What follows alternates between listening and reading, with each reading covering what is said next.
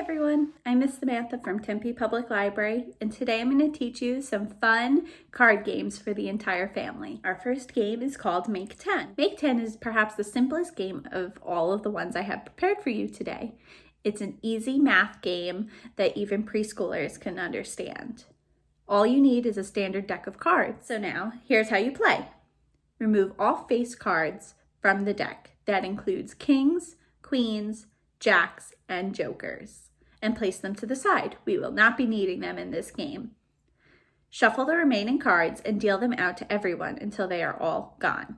Place your deck to the side of you face down. Flip the top 4 cards over and place them in front of you. The point of the game is to make 10 as many times as you can. Start with one person at a time. They can take their turn to make one grouping of 10, replacing all cards used with cards from their individual deck. When you cannot make 10, you may use your turn to pick one card in front of you and place it in the bottom of your deck, flipping over a new one to take its place. The game ends when one person runs out of cards, or you can no longer make any more groupings of 10 out of the cards in front of you. You can count the groupings of 10 that you placed on the side to see who made the most. That can also determine your winner. This is a great thinking game, especially for kids. Sometimes the combinations can be as easy as having a 10 card on the board. Others will require a combination of 2, 3, or even 4 cards together to make that 10. You can instruct children to count the images on the cards if they are having trouble. It's a really fun game for the whole family that keeps simple math skills sharp. So here is what a board for Make 10 looks like. All face cards have been removed, the deck has been shuffled and dealt out, and the top 4 cards for each individual deck have been flipped over. So, to start, I will go first. I have a very easy 10 grouping, which is the 10 card. So, I'm going to remove that, put it to the side, and replace it with the top card of my deck. And that ends my turn. Then, it is my opponent's turn, which they have an easy 10 grouping here, 6 and 4.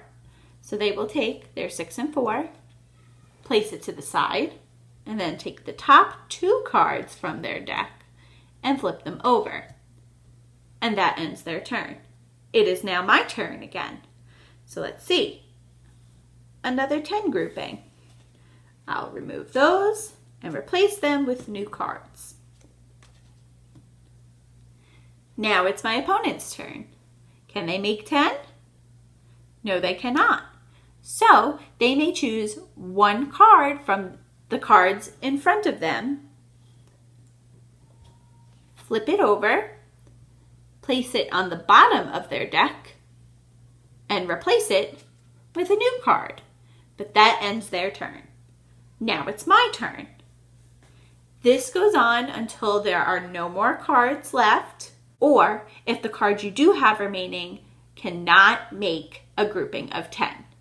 Does that make sense? Our second game is called Spoon. For this game, all you need is a standard deck of cards and a couple of spoons. The number of spoons you need will be determined by the number of players you have.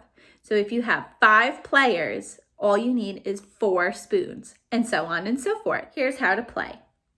In the middle of the table, place your spoons in a row. Shuffle the deck and deal out 4 cards to each player. The dealer keeps the remaining cards in a deck next to them face down. Everyone must select one card from their hand and pass it to the left. The person to the right of the dealer makes a discard pile with their card, and the dealer chooses a new one from the top of the deck.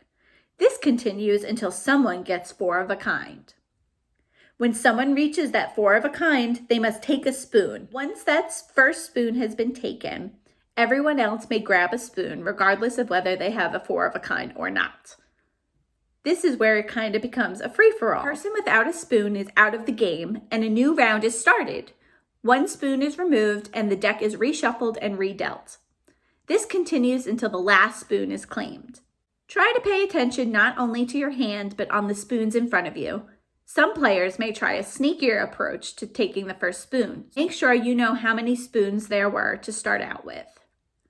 This game can get a little frantic, so be mindful of who's playing. Otherwise, it's a really fun game to play with the family. This is the setup for spoons. As you can see, I have 4 spoons lined up in the center of the table. That means I have 5 players playing this round. You will see 1, 2, 3, 4, 5 sets of 4 cards. So imagine 5 people sitting around holding their cards. Now when the round starts, you're going to select 1 card from your hand and pass it to the left.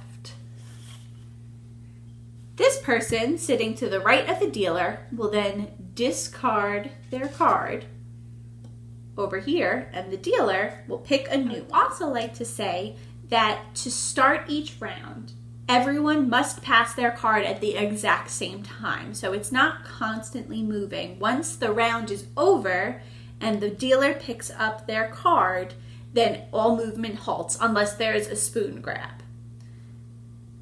Once everyone has a moment to look at their hand, then they will count. The dealer can count down 5, 4, 3, 2, 1, and then everyone passes their card at the exact same time. Now, this goes until one of these people collects 4 of a kind.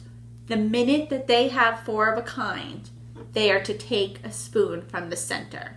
Now, they can be sneaky about it by trying to kind of like get it while no one's looking, or they can grab it very quickly. Once that first spoon is taken, then it is a free-for-all for everybody else, and everyone else may fight for the rest of the spoons. The person left without a spoon is out of the game and takes 1 spoon with them. And that's how you play spoons. Our third and final game is called Trash. This is a game for 2 to 6 players. However, if 3 or more people are playing, a second deck is needed to be added. Ace through 10 are in play. Kings and jokers are wild. Jacks and queens do nothing. First, deal out 10 cards to each player face down and put them in a line or a grid. The remaining cards are placed in the middle. Your goal is to line up all 10 cards, ace through 10, before everybody else. Player 1 draws a card from the deck and places it in the correct spot, picking up the face-down card in its place. If they can place that card too, they can continue until they can no longer place a card down in the sequence. The unusable card gets placed in a discard pile, and then their turn ends. The next person can take the discarded card or choose to pick a new card from the top of the deck. They continue their turn until they can no longer place cards. Now remember, kings and jokers can be used anywhere because they are wild, but jacks and queens cannot be used at all. You can also replace wild cards on your board if you draw that number that they are currently representing, and they can be reused wherever you need it.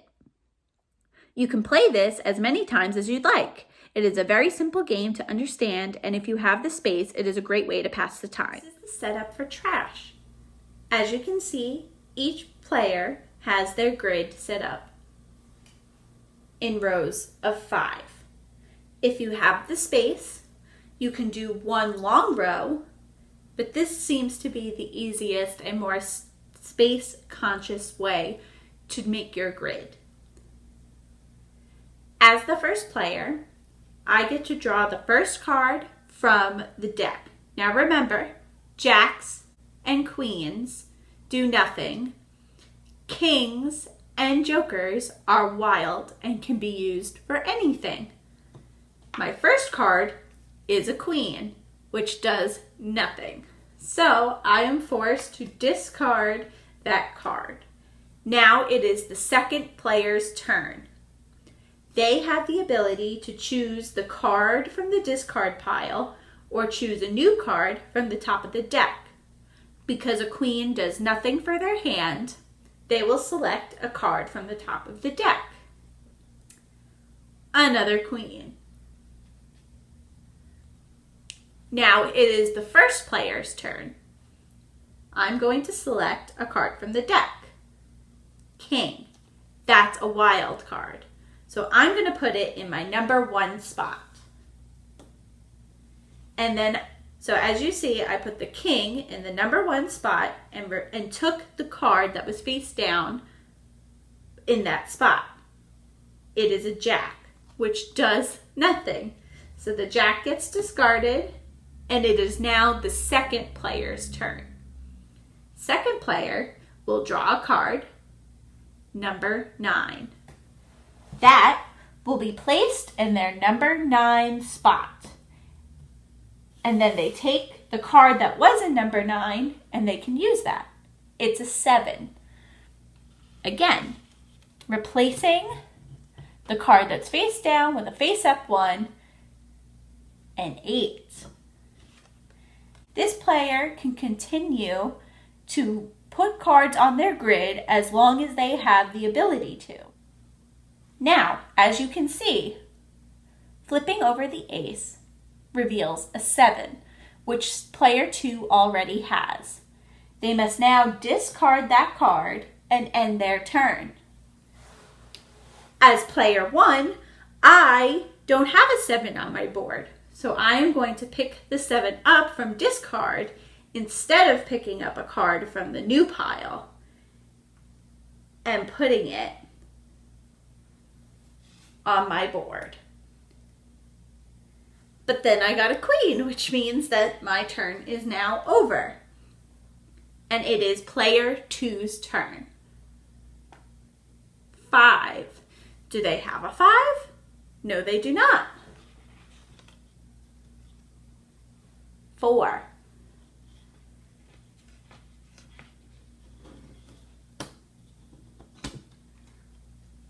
King. Again, kings and jokers are wild and can be used anywhere on the board. I'm going to put it right on the second spot for now. 10. Another 10. So, because they have a 10 flipped over, it goes to the discard pile and player 2's turn has ended. Now it's player 1's turn. I don't have a 10, so I'm going to pick it up and put it on my board, which reveals a 4. That reveals a 7, which I already have. My turn has ended. Player 2 will draw from the deck, and it's a 2. As you can see on their board, they have a wild card.